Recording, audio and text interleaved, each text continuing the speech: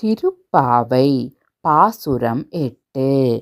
கீழ்வானம் வெள்ளென்று எருமை சிறு வீடு மேய்வான் பரந்தன காண் மிக்குள்ள பிள்ளைகளும் வான் போகின்றாரை போகாமல் காத்து உன்னை கூவுவான் வந்து நின்றோம்.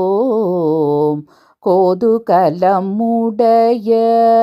பாவாய் எழுந்திராய் பாடிப்பறை கொண்டு மாவாய் பிளந்தானை மல்லாரை மாட்டிய தேவாதி தேவனை சென்று நாம் சேவித்தால் ஆவாவென்றாராய்ந்து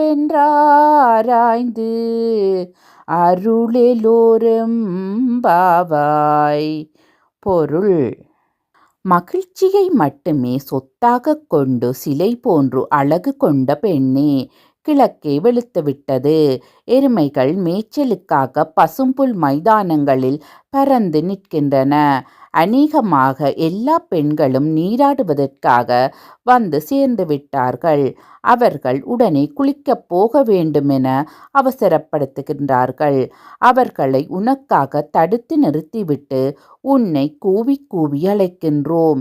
கேசி என்றும் அரக்கன் குதிரை வடிவில் வந்தபோது அதன் வாயை பிளந்து கொன்றவனும், கம்சனால் அனுப்பப்பட்ட முஷ்டிகர் உள்ளிட்ட மல்லர்களை வென்றவனும், தேவாதி தேவனுமாகிய ஸ்ரீ கிருஷ்ணனை நாம் வணங்கினால் அவன் ஆ ஆ என்று அலறிக்கொண்டு நமக்கு அருள் தருவான்.